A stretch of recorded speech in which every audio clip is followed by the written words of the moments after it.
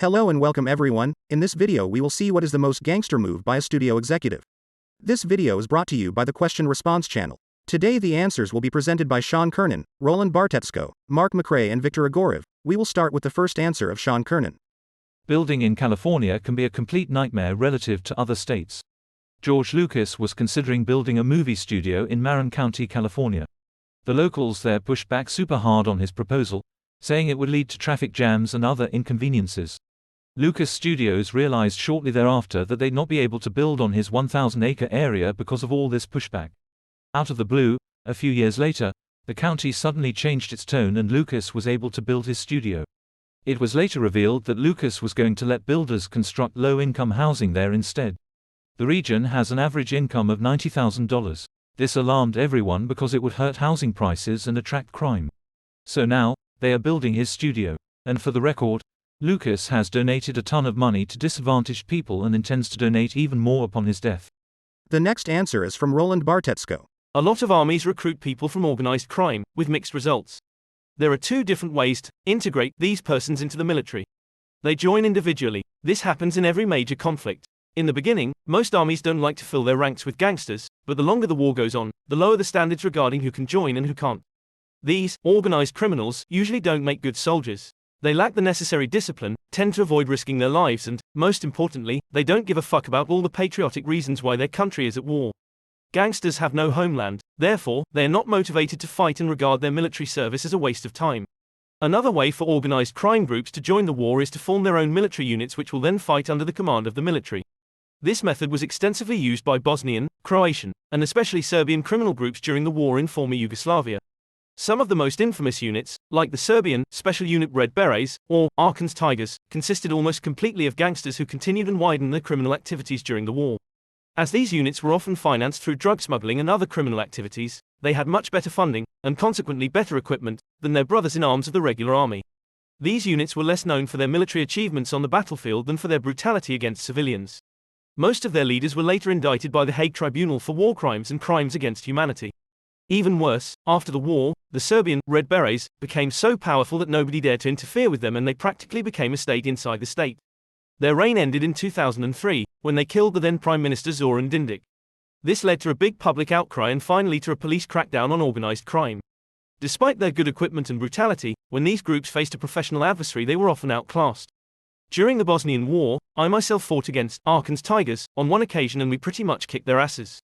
Military units formed by criminal groups are also fighting in the Syrian civil war, especially in the ranks of the Syrian Democratic Forces and the Free Syrian Army. What speaks against recruiting gangsters is that most of their special talents are not combat skills. These people are versed in assassinations, smuggling and all kinds of undercover work, and they are also much better at kidnapping than even the best special forces units, but these skills are more suitable for intelligence work than for the battlefield. The main problem, however, when dealing with gangsters in the military is that you can't control them. Therefore, a professional military organization is better off avoiding these groups. They might help you to raise the number of soldiers on the battlefield temporarily, but in the long run, they will do more harm than good. The following answer is from McRae. By joining a gang. But be careful what you wish for. Gang life is a lot different now than back in my day, but the killing and the dying is still the same. Most gangs nowadays expect you to kill someone to join them. The reason for this is twofold. You proved that you have the heart to put in work, and if you're inclined to have a change of heart down the line, you have a murder charge hanging over your head. There is no statute of limitations on murder. Some gangs have a two-part initiation. Before you're allowed to go out and kill somebody, you get jumped in. The toughest fighters surround you and beat your ass like you were a piñata. Then, they send you out to kill someone. After that, the real fun starts. Gang fights. Now, there is a lot more gunplay than there was back in the day, but if you're somewhere you shouldn't be, wearing colors that you shouldn't be wearing, you're probably going to wish that you paid more attention in school, because you are going to have a painful death. Gangs nowadays have more intergang fights than with rival gangs. Blood factions fight other blood factions, Crips fight other Crips, and there isn't the loyalty that there was way back when. Oh, and don't let movies and television fool you. There isn't a whole lot of glamour and ostentatious wealth in the type of drug dealing that you will be doing. You will either be working in a spot, as a cashier or doorman, or muscle for a drug crib. And your head will need to remain on a swivel, or you're subject to get got. People that you aren't even aware of will be literally gunning for you. Not for any particular reason, mind you, just because you're wearing the colors that you are. But you want to be a gangster. Like Suge Knight said, everyone wants to be a gangster, till it's time to do gangster shit. Personally, I don't think you're built for it. The next answer is from Viktor Igorov.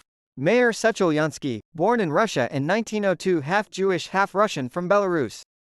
American audiences know him as Mayor Lansky. He is hands down the most successful, lasting, non-violent, gentleman bandit the US had seen to date.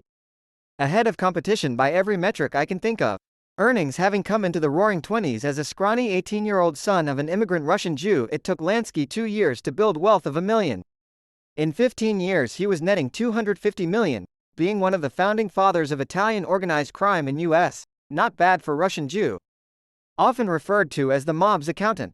Not a fair nickname. More like the Federal Reserve of organized crime. He was so successful in his endeavors that he may as well have printed money. As he probably did. Closing parenthesis. Lifetime achievement, continuity of vision, long-term strategy, and constantly prevailing over most young thugs in Jersey's bootlegging, gambling, and money laundering operations, he had turned a violent, often self-destructive world of thuggery into a coast-to-coast corporate structure that Federal Bureau of Investigations has been struggling to suppress to this day. Notoriety when your childhood friends and lifetime business partners are men like Lucky Luciano and Bugsy Siegel. It's hard not to be noticed. The three had been the giants of organized crime world, having killed and manipulated their way through the bosses of NYNJ criminal gangs, rival bootleggers, taken over gambling, prostitution, narcotics businesses in NY. Having gone as far as controlling the East Coast from Canada to Cuba before turning 40, the themes men were feared, recognized, hated, and admired. Status: rock star of organized crime. Public image: despite his profile, Mayor Lansky was never connected to a single murder. It is, however, obvious that he had to have acted violently in his 20s during the kill or be killed era of gang wars, and then later had to have decided the fate of dozens of his rivals. Despite the obvious involvement in all manner of crime for over 60 years, he never implicated himself to be the man responsible for taking a life of another.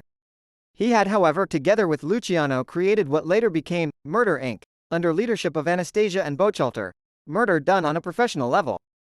An organization formed with the sole purpose of professional execution of those in opposition to Lansky and Luciano's empire. Most commonly, the targets consisted of rival gangsters. In its 10 years of operation prior to its exposure, some 70 murders were attributed to the group, with about 100 more alleged but never definitively proven. Longevity: never gone to prison, never prosecuted. He lived to enjoy his wealth and power to the age of 80. Died of lung cancer in his Florida home. He is one of very few lifelong career criminals that has this sort accolade. A true gangster, at time of death, had virtually nothing illegal to his name. Truly having dedicated his life to organized crime, from the age of 14 as a petty thief to his 80s, still taking active role in managing Florida's and Las Vegas criminal gambling enterprises. As far as on-screen performance of this man, I would really recommend watching Boardwalk Empire. I really enjoyed his portrayal much more than the rest of the historic figures on the series. Short, not good-looking, smart, determined, scrappy little devil that keeps quiet till it's time to speak. This is the end of the video. Thank you for staying until the end. Remember to subscribe if you like the video. The likes also help a lot for referencing. You know what you have to do.